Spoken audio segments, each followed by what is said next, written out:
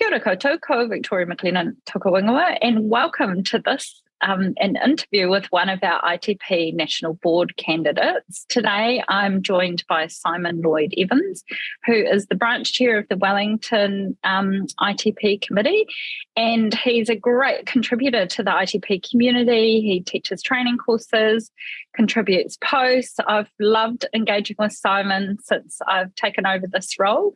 So kia ora, Simon, welcome. Kia ora, Vic. Thank you very much for the intro. Lovely. Thank you.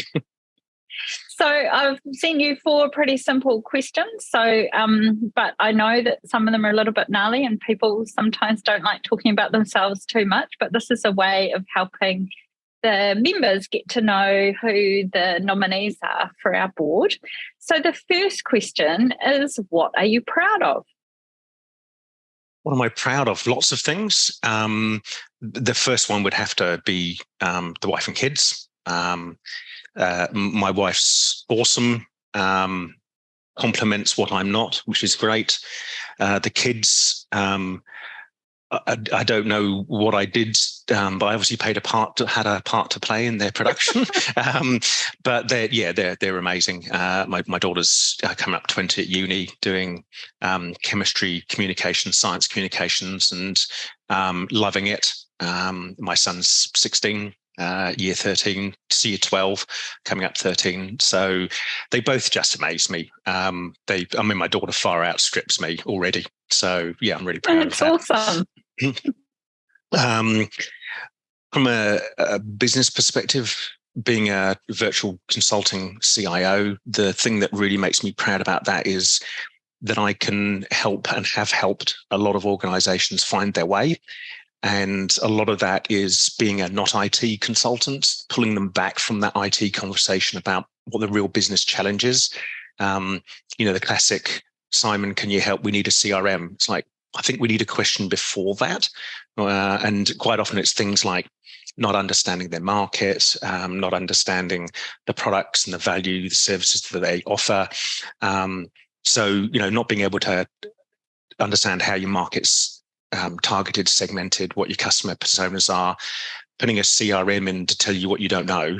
It's that sort of shiny stuff, it's a panacea. So I love talking to businesses about getting that conversation and getting the light bulb moment with them, and then really helping them find their way and be really business driven and succeed. So I'm very proud of that across a raft of different industries. The other thing that makes me proud is people looking at this probably wouldn't know, but I'm into martial arts and I'm an instructor. And the thing that makes me proud is actually my students.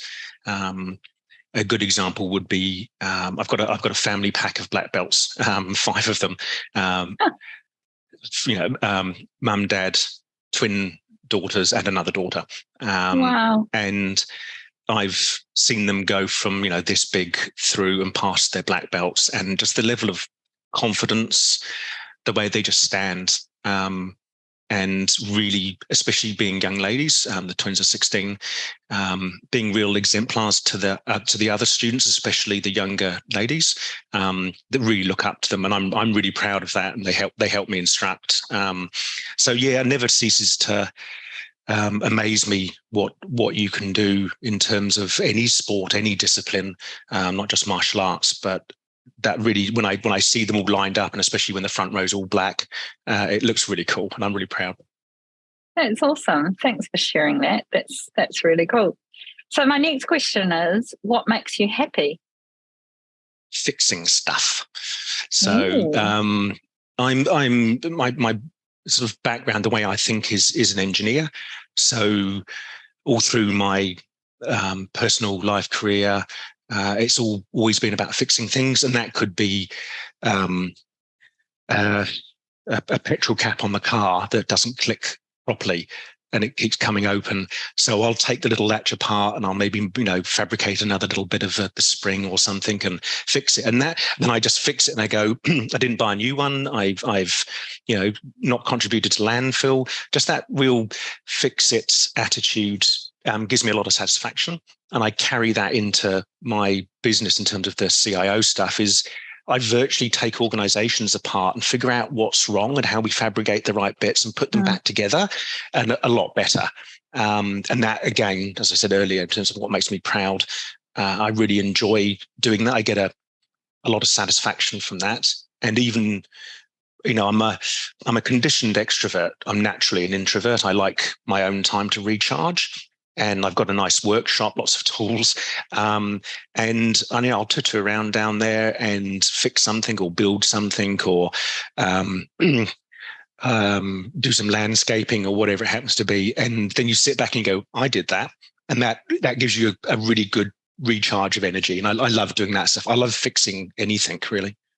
Nice. I'm guessing not many new appliances for the sake of a new appliance in your house then. They all get fixed.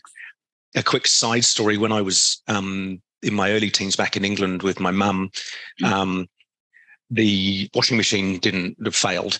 And I don't know if you remember the old rotary click, click, click, click washing machines where you select the cycle. Yeah. Well, it wasn't working. So I took the module out and it's got like a bunch of ratchets and cogs and stuff for selection. And I took it all apart, figured it all out, put it back together. And it worked on some of the cycles, but it still wasn't working properly. So Mum said, look, I'll get the engineer and we'll do it. And he came in, he said, someone had a go at this. And I said, oh yeah, I sort of took it apart and tried to fix it. And he said, I've never seen anybody take one of those modules apart. They're impossible to put back together. You just buy a new one. And he was just amazed that I'd even managed to put it back together. And that's what I do. You're right. In terms of appliances, I sweat the asset. I really do. Yeah.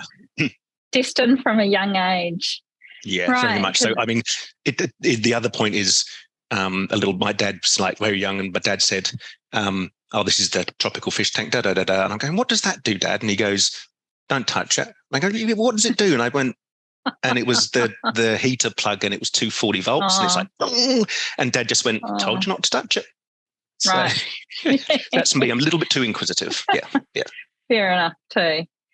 Now, in the written questions, we asked you to share how you think ITP can offer the most value to our community.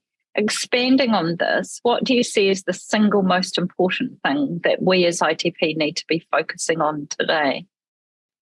Right. So I'm looking at the answers that I gave there about, recognizing value, being sage advisors, quality, all of that good stuff. But in terms of the single one I picked up here, I think the most important thing is we've got to drive membership numbers up. One of the key things we need to be and want to be and are needed to be is to be truly representative. And I struggle with that. I don't think we can honestly say we're representative right now. We really need to get the membership numbers up. That comes with a whole lot of ensuing benefit, obviously. But if we don't get that representation, the percentage of the industry up, then I think we really struggle about why are we here. So membership numbers, representation. Excellent. And then following on from that, if you had a bottomless bucket of cash, what would you have ITP investing in to benefit either our members or the wider community or Aotearoa New Zealand as a whole? Cool. So I've got a couple of points here that I wrote down. I sort of did the bucket of money and wrote some dollars there. And then I went, actually, I don't think we need a bottomless bucket. I don't think we need too much because we could get blinded by, my comment here is that we end up buying shiny shit. We'll go off on a tangent, whereas I think we need to stick to our knitting. So my for ITP directly in terms of an investment would be a decent marketing plan so that we really think about it's marketing 101. What is our target? How do we segment? And then execute it as soon as possible. And in terms of looking at what the demand is in the market and how we can service that, I think, we've got two diamonds, which is the certification side of things and career advance. We just need to market the hell out of those. And I don't think it'll take that much or that much money, and it will be self-fulfilling. So that really would be the very first thing I'd invest in. Second one is a classic for all the members and anybody that's gone anywhere near our website, which is redo the website and the content. We've got some fantastic content on there and the navigation just doesn't do it. We need to get the right content out to members easily that's going to benefit them, and they need to better find it and get it and consume it and get value from it. And it just needs to be a painless journey. So the second thing is I would spend some cash and professionally redo the website, get some people who really know what they're doing. That'll also help in terms of things like how we position ourselves on Google search engine optimization, that sort of stuff, where we're coming up as the representative body, that people see that value statement. And when they're searching, we're picking up on those keywords. So I think a real combined marketing web strategy, those would be the first two things.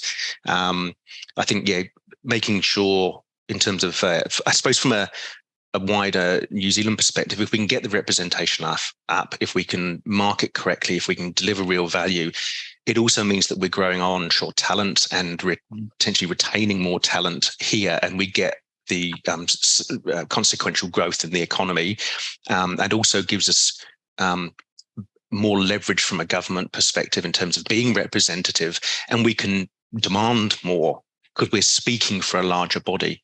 So I don't think it'll take that much money, but it will take some money and a clear strategy. But marketing 101. Excellent. Thank you. And thank you again for your time today. Really appreciate it. Thanks for taking some time so the members can get to know you a bit more. And I'll let you get on with your day. Ka kite. Not a problem. Cool. Thanks, Vic.